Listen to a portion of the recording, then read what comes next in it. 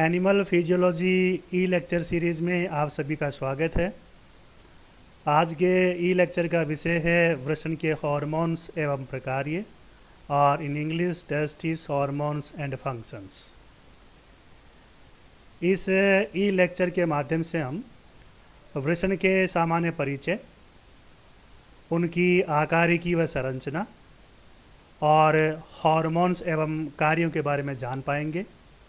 साथ ही लास्ट में एक फीडबैक क्विज पर हम चर्चा करेंगे। तो सबसे पहले शुरू करते हैं जनरल इंट्रोडक्शन ऑफ टेस्टिस और वृषणों का सामान्य परिचय। नर में एक जोड़ी मुख्य जननांगों के रूप में टेस्टिस या वृषण पाए जाते हैं।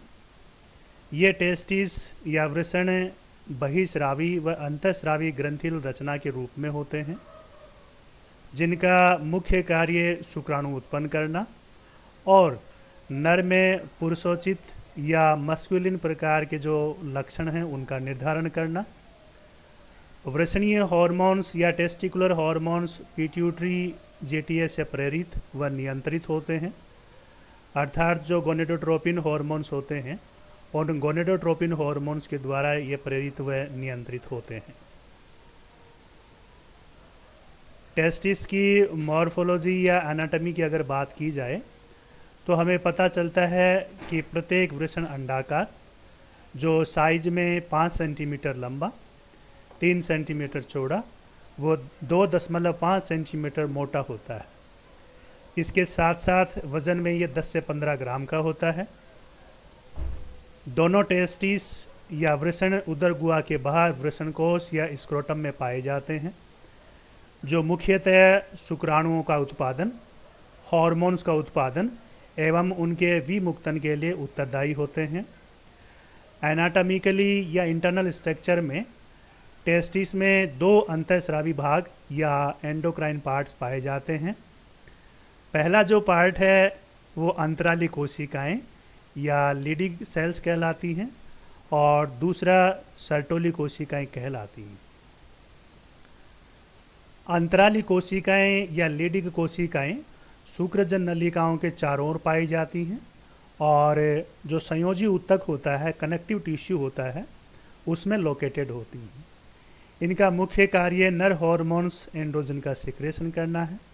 इसी प्रकार से दूसरे प्रकार की कोशिकाएं जिन्हें हम सर्टोली सेल्स कहते हैं, वो शुक्रजन नलिका या सेमिनिफरस ट्यूब्यूल के अंदर पाई जाती हैं, और ये 3 हार्मोन्स का सिक्रेशन करती हैं, जिन्हें हम इनहिबिन, एबीपी और एएमएच हार्मोन कहते हैं।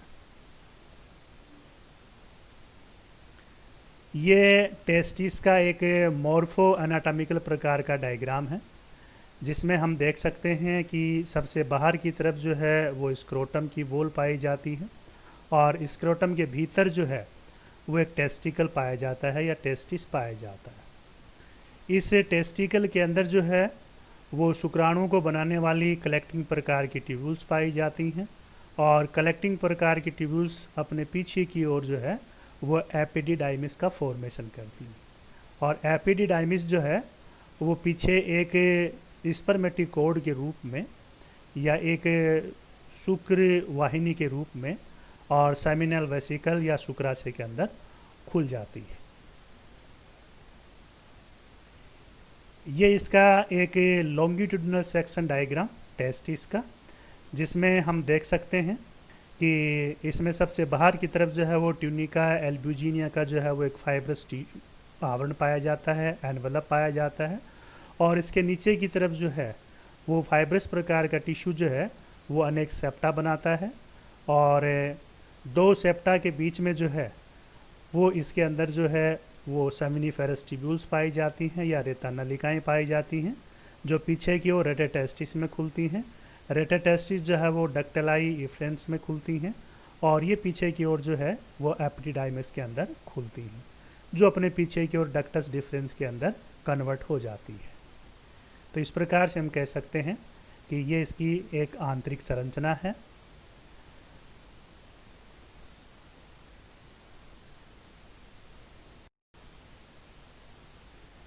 ये एक वृषण की इस टीएस के अंदर हम देख सकते हैं कि ये जो एक गोलाकार प्रकार की रचना हमें दिखाई दे रही है ब्लू कलर की, इसे हम जो है वो सेमिनिफेरस ट्यूब्यूल या शुक्रजन नलिका कहते हैं।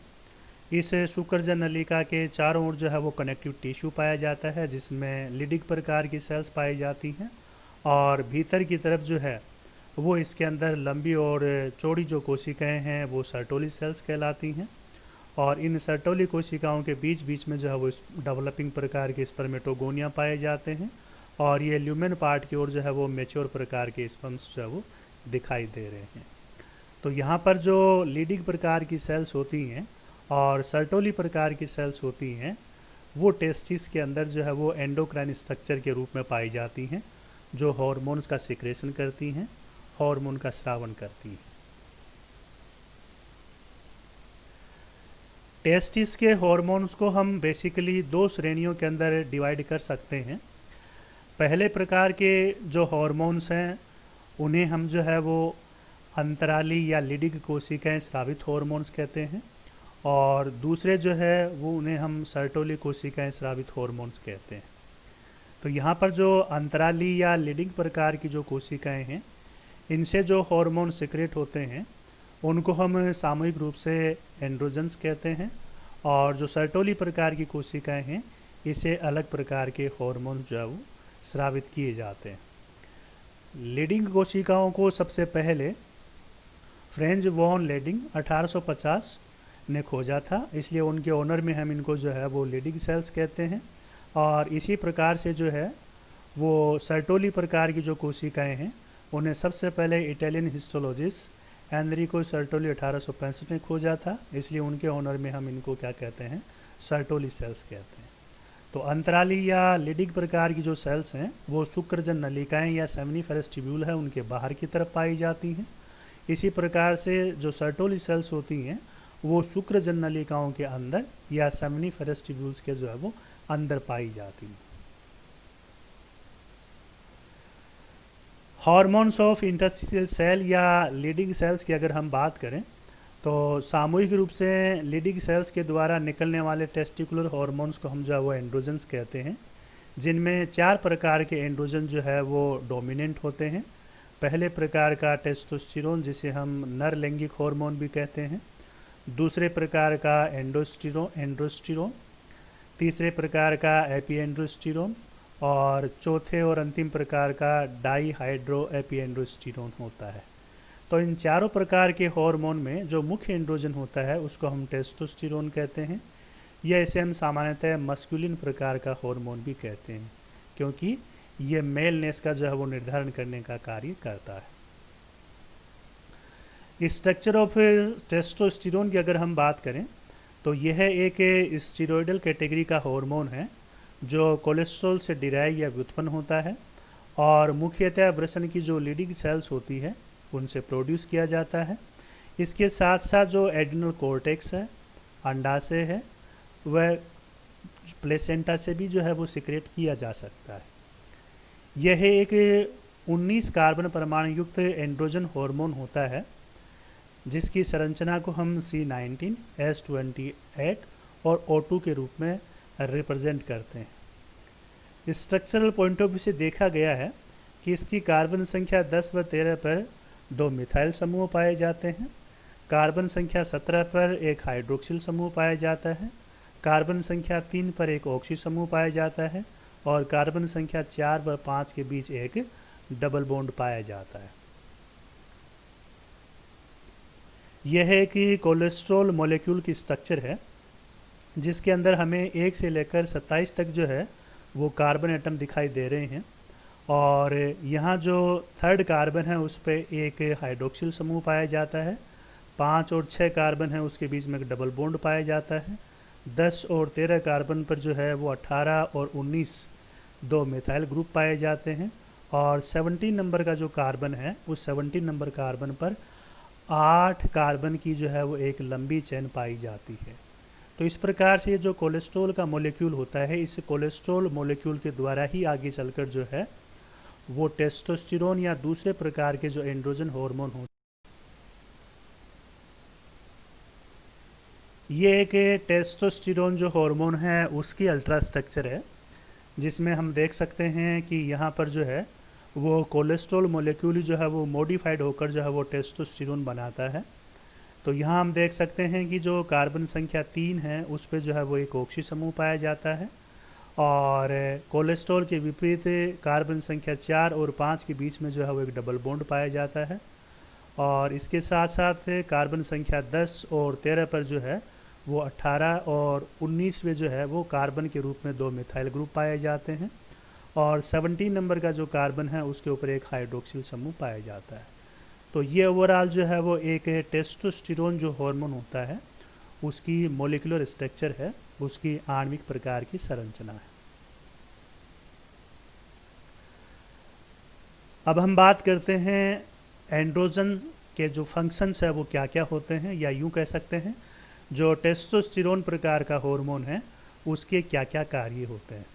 तो ये देखा गया है कि जो टेस्टोस्टेरोन प्रकार का एंड्रोजन है वो मुख्य नर जननांग वृषण का परिवर्धन या उसके डेवलपमेंट के लिए रिस्पॉन्सिबल होता है।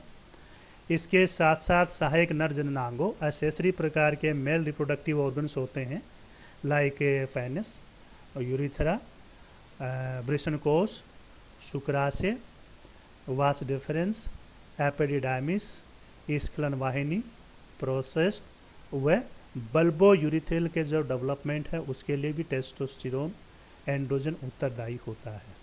इसी प्रकार से शुक्र जनन या स्पर्मेटोजेनेसिस का नियंत्रण व नियमन भी टेस्टोस्टेरोन के द्वारा किया जाता है। नर के अंदर लैरिंग्स, पेशियां एवं कंकाल के परिवर्धन हेतु भी टेस्टोस्टेरोन की आवश्यकता होती है। शरीर पर बालों का वितरण अर्थात स्पार्सली या डेंस होंगे, ये भी टेस्टोस्टेरोन के ऊपर डिपेंड करता है। इसके साथ साथ नर में द्वितीयक लैंगिक लक्षण जैसे भारी आवाज़, दाढ़ी मूछें व मस्कुलर प्रकार की बॉडी का नियंत्रण व नियमन भी टेस्टोस्टेरोन जैसे एंड्रोजन हार्मोन के द्वारा किया जाता है। इसी प्रकार से पेशी उत्तकी प्रोटीन का बायोसिंथेसिस या जैव संश्लेषण है उसके प्रेरण हेतु भी टेस्टोस्टेरोन की आवश्यकता होती है, और नर के अंदर प्रोटीन, कार्बोहाइड्रेट व लवण उपापचय नियंत्रण में भी इस हार्मोन की भूमिका होती है। इसके साथ ही जो रेड बोन मेरो होता है उसमें आरबीसी का फॉर्मेशन जिसे हम एरिथ्रोपोइसिस कहते हैं उसमें भी टेस्टोस्टेरोन का योगदान होता है। रेनोट्रोपिक क्रिया या जो किडनी होती हैं उनके साइज और वजन के लिए टेस्टोस्टेरोन जो है वो रिस्पॉन्सिबल होता है, और मूत्र में सिट्रेट उत्सर्जन को कम करने का कार्य टेस्टोस्टेरोन या इस एंड्रोजन के द्वारा किया जाता है। और लास्ट जो श्वेत ग्रंथियां हैं एपोक्राइन प्रकार की होती हैं, उनके स्टिमुलेशन या प्रेरण का कार्य भी जो है वो टेस्टोस्टेरोन के द्वारा किया जाता है। इसी प्रकार से जो सर्टोली सेल्स होती है उन सर्टोली सेल्स के द्वारा भी कुछ हार्मोन्स का सिक्रेशन किया जाता है, जिसमें पहले प्रकार का हार्मोन है वो इन्हिबिन कहलाता है, और इन्हिबिन प्रकार का जो हार्मोन है वो एक ग्लाइकोप्रोटीन प्रकार का हार्मोन है, और ये फॉलिकुलर स्टिमुलेटिंग हार्मोन को इन्हिबिट या संदमित करने का कार्य करता है। दूसरे प्रकार का ABP या इसे हम एंड्रोजन बाइंडिंग प्रोटीन हार्मोन भी कहते हैं, जो पूरी तरह से एक प्रोटीनेसिस प्रकार का हार्मोन होता है, और ये टेस्टोस्टेरोन व डाईहाइड्रोटेस्टोस्टेरोन के लिए विशेष प्रकार की बंधुता रखता है। तीसरे और अंतिम प्रकार का जो सर्टोली हार्मोन है उसे हम AMH या एंटी म्यूलेरियन हार्मोन कहते हैं। यह एक ग्लाइकोप्रोटीन प्रकार का हार्मोन होता है और नर में म्यूलेरियन नलिका को आभासित करने का कार्य करता है या उसे डिसेट्रोफाई करने का कार्य करता है, क्योंकि नर में म्यूलेरियन प्रकार की डक्ट है उसकी आवश्यकता नहीं होती है, और जो फीमेल्स होती हैं उनके अंदर म्यूलेरियन डक्ट आगे चलकर और फेलोपियन प्रकार की ट्यूब बनाती हैं, इसलिए उनके अंदर आवश्यक होती है। नर के अंदर ये जो है वो काम नहीं होने की वजह से और AMH हार्मोन के द्वारा इन्हें डीजनरेट कर दिया जाता है। और लास्ट में हम देख लेते हैं टेस्टिस आधारित एक प्रश्नोत्तरी या क्विज। तो चलिए शुरू करते हैं। सबसे पहला सवाल, कौन सी कोशिकाओं से टेस्टोस्टेरोन स्रावित होता है? विच सेल्स सीक्रेट टेस्टोस्टेरोन हार्मोन? तो दो प्रकार की सेल्स जो है वो हार्मोन का सिक्रेशन करती हैं। आपको ये बताना है कि कौन सी सेल जो है वो टेस्टोस्टेरोन सिक्रेट करती हैं। तो इसका जो सही आंसर है वो है अंतराली कोशिकाएं या लीडिंग कोशिकाएं।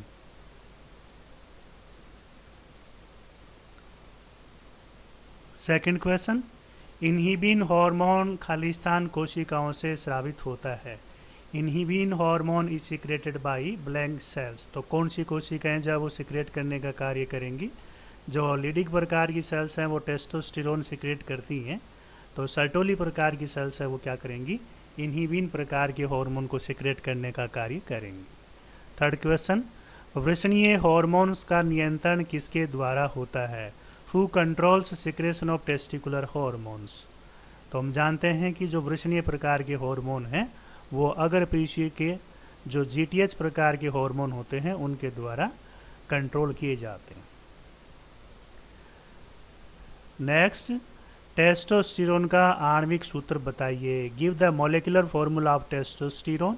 तो हम जानते हैं कि टेस्टोस्टेरोन के अंदर जो है वो निसार कार्बन होते हैं, 28 जो है वो हाइड्रोजन होते हैं और 2 एटम जो है वो ऑक्सीजन के पाए जाते हैं। तो हम कह सकते हैं कि C19 S28 O2 जो है वो टेस्टोस्टेरोन का मॉलिक्यूलर फॉर्मूला होता है। नेक्स्ट, टेस्टोस्टेरोन रेता नलिकाओं में खालिस्तान क्रिया को प्रेरित करता है। Blanks in seminiferous tubules is induced by testosterone. तो हमें उस प्रोसेस का नाम बताना है जो सेमिनिफेरस ट्यूब्यूल्स के अंदर पाई जाती है और टेस्टोस्टेरोन हार्मोन उसे जो है वो स्टिमुलेट या इंड्यूस करने का कार्य करता है।